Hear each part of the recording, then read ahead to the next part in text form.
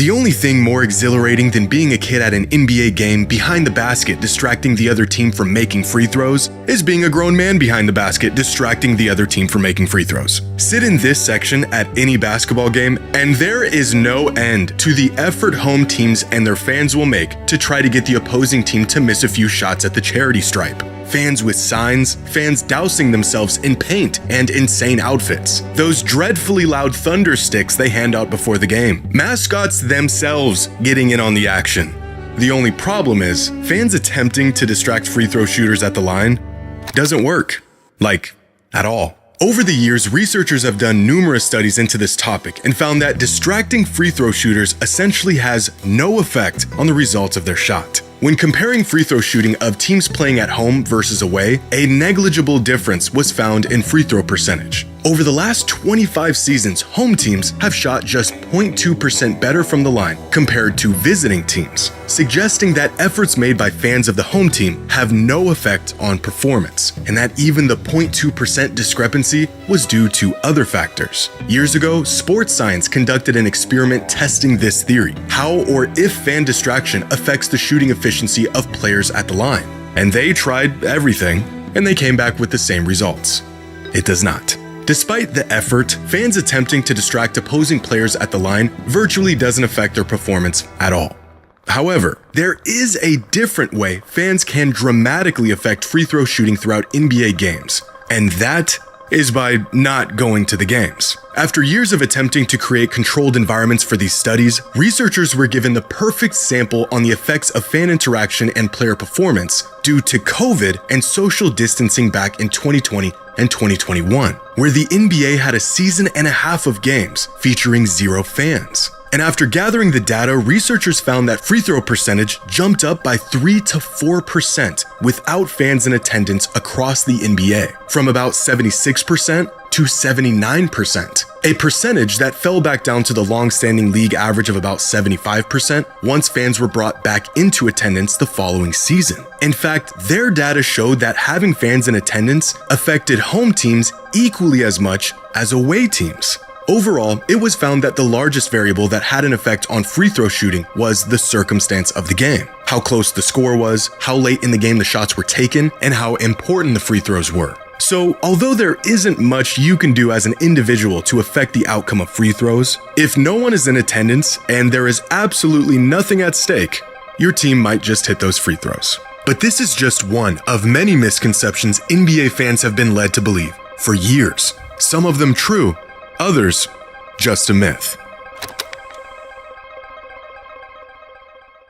Today's video is sponsored by SeatGeek. Football season is here, the NBA right around the corner, and if you're looking for tickets, SeatGeek has you covered. The #1 rated ticketing app with over 28 million downloads. On SeatGeek, there are more than 70,000 listed events from sports to concerts to festivals and more. For years now, I've been exclusively using SeatGeek to find the best tickets for everything, including my Blazers, where I can browse seating, search for tickets, and get the best deals. And with every ticket backed by their buyer guarantee, once I buy my ticket, I know I'm good to go. And right now, you can get 10% off any tickets by downloading the SeatGeek app and using the promo code Jimmy10. Just click the link in the description to download the app and have the code automatically added to your account to use at any time. That's promo code Jimmy10 for 10% off any tickets, only on SeatGeek.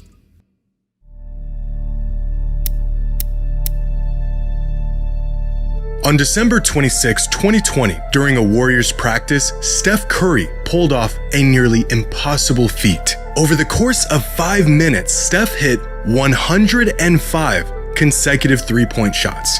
105 in a row. Most of these shots not even touching the rim. But Steph is the greatest shooter in the world, so you would think a feat like this should be in the realm of possibility for him. And technically, it is. If we assume Steph shoots about 95% from 3 in an empty gym during practice with no defense, the chances of him making 105 threes in a row is less than 0.5%. Possible, but there might be something else going on here. After this clip surfaced, many fans began speculating the hot hand theory, an old myth that a player who makes a sequence of shots has a greater chance of continued success in the subsequent attempts. And NBA fans will be the first to tell you that the hot hand is a very real thing. We've all seen the hot hand catch fire in real time, when a few good makes seems to be the direct cause of a few more good makes. If you've played basketball, you've probably felt this yourself. Except, research says otherwise. In 1985, researchers crunched the numbers and found that there was no correlation between the success of one shot leading to greater success on the next shot. This research was groundbreaking at the time and called the idea of the hot hand a fallacy, a myth.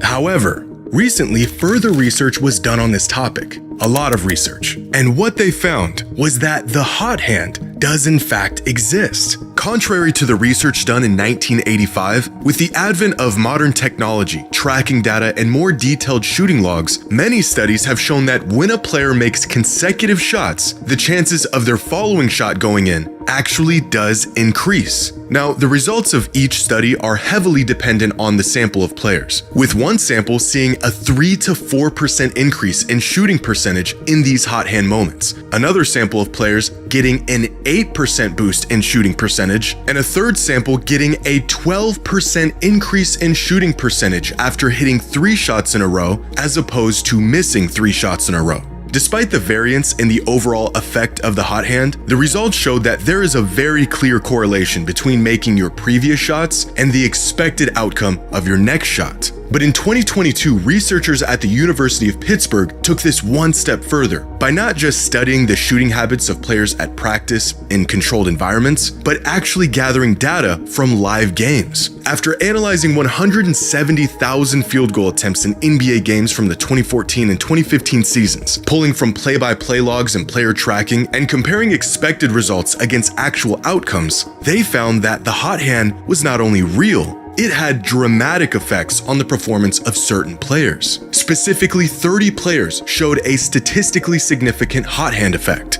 After hitting 2 shots in a row, these players were 2.7% more likely to hit the third. After 3 straight makes, the boost grew to 4.4%. And after 4 straight makes, the likelihood of hitting the next shot jumped by nearly 6%. Their data also showed that the hot hand is not a constant around the league, but instead varies from player to player, suggesting that it's not about how good of a shooter they are or how well they can score, but rather how each player reacts psychologically after making or missing a shot. A phenomenon that was dismissed for decades, but those who've played basketball knew all along was a real thing. In general, research shows that the success of previous shot attempts does in fact increase the chances of success in the following attempts, proving the existence of the hot hand. 10 years ago, Klay Thompson set an NBA record by scoring 37 points in a single quarter. Even crazier is that he shot a perfect 13 for 13 from the field, 9 for 9 from 3, and hit both of his free throws. 37 points, 1 quarter, not a single miss. Based off of his shooting splits from that season, the chances of him pulling this off were about 0.002%. So either Klay Thompson was the luckiest man alive on that night, or his hands were on fire.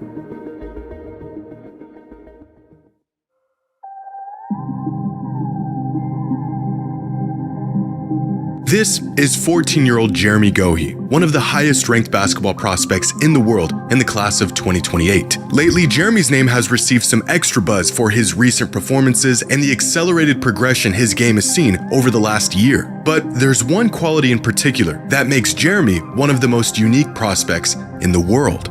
The fact that he is 7 feet 6 inches tall.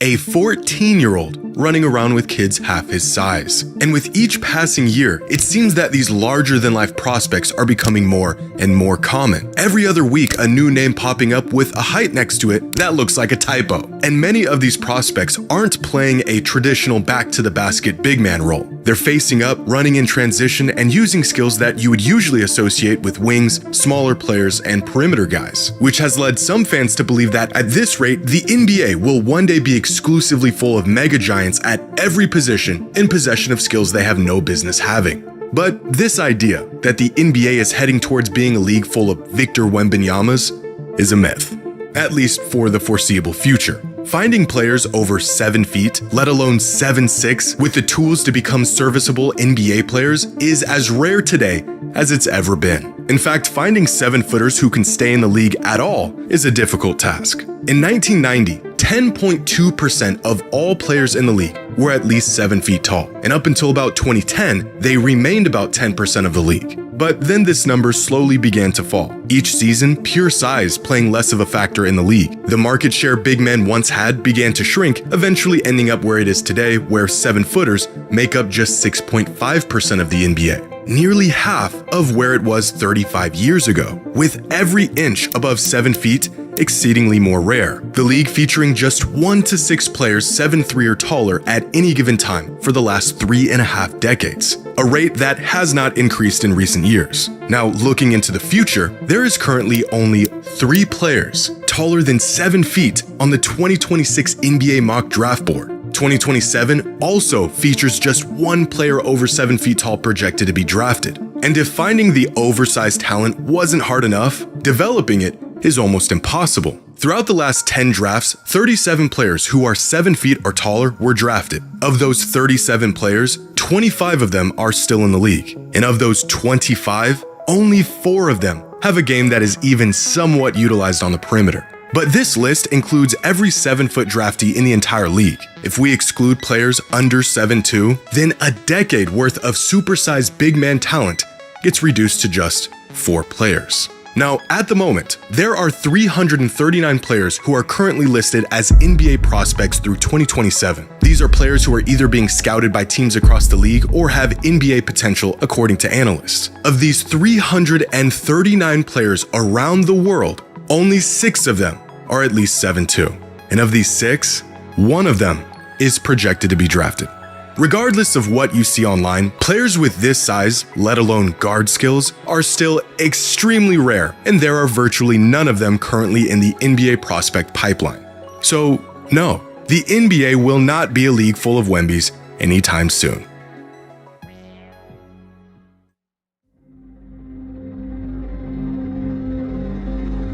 The whole entire point of sports is to win. That is the ultimate goal of every player, every team, anyone who's ever competed in a sport. And yet, in the NBA, teams are incentivized to lose. Well, not all of them, just the bad ones. Since the inception of the NBA draft lottery in 1985, tanking has been a common strategy to land top draft picks and potentially climb your way out of NBA irrelevance. If you're having a bad season, might as well make it a little bit worse to better your odds at getting a top pick in the draft. But the validity of tanking and if it actually works long-term is still a topic of debate. Does blowing up an entire season or two really increase the chances of a team winning more games and contending for a title in the future? Well, this shouldn't even be a question, because this myth is true. Tanking for top draft picks is not only extremely effective, it is the fastest way out of the pits of NBA standings. Between 1966 and 1984, the team with the worst record in the league had a 50% chance of landing with the top pick. A coin toss. Like a literal coin toss between them and the team with the second worst record. But teams took advantage of this, so over the years those odds have decreased drastically to where they are today, where the 3 teams with the worst records in the league each have a 14% chance of getting the first overall pick. 1 in 7 odds. Odds that are so slim that it shouldn't be worth throwing a whole season away for. And yet, the worst teams in the league continue to take those odds year after year. Because it works. From 2000 to 2020, the teams that landed with the number 1 overall pick in the draft averaged just 34.8 wins per season in the 3 seasons leading up to their tanking season. Then, of course, most of them tanked for that number 1 pick, averaging just 25 wins in those tanking seasons. But then they bounced back, averaging nearly 41 wins in the 5 seasons following their number 1 pick. A nearly 15% increase in wins from before winning the draft lottery to after winning it. But this boost in success doesn't just apply to teams who won the draft lottery, because here are the average records for teams who landed with the 2nd and 3rd overall pick in the draft. Teams who also saw a notable boost in wins after landing a top pick. In fact, on average, teams won 5 more regular season games per season in the 5 years following a top 3 pick in the draft. Now, where the real difference comes in is the playoffs, where teams who won the number 1 overall pick in the draft lottery averaged just 0.6 playoff wins per season leading up to their tanking season. In the 5 years following their first overall pick, they averaged 3 playoff wins per season, 5 times the amount of playoff success they had prior to their pick and prior to tanking. And again, teams that landed with the second and third pick also saw a drastic increase in playoff success in the 5 following seasons. Use any metric to determine the merit of tanking in the NBA, and you'll find that if teams are willing to be horrifically bad for one season, they will more than likely bounce back better than they were before they tanked. Even when teams don't select a player who turns out to be a franchise cornerstone, on most occasions they still end up flipping that player for valuable assets, making a top pick in the draft extremely valuable under almost any circumstance. In fact, tanking has been so effective for so long that the NBA has tried everything in the book to mitigate the advantage it grants teams. And still, even after reformatting the draft lottery 4 times, the overwhelming advantage lies with the team who is willing to be horrifically bad. Now, the catch here is that very rarely, if ever, does tanking lead to a championship. The reason for this being that chronic losing usually happens within dysfunctional organizations, which then pushes these bad organizations to tank, which then leads them to getting top-end talent that never gets developed, utilized properly, or built around because the organization is bad, which inevitably leads to more tanking. So if a team's goal is to win a championship, well, they're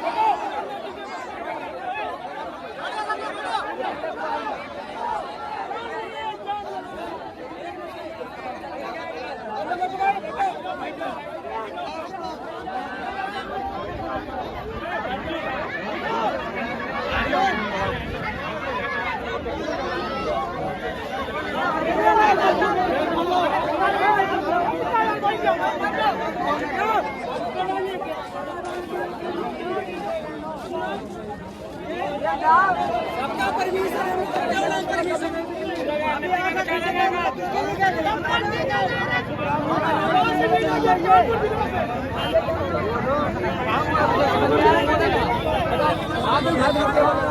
है,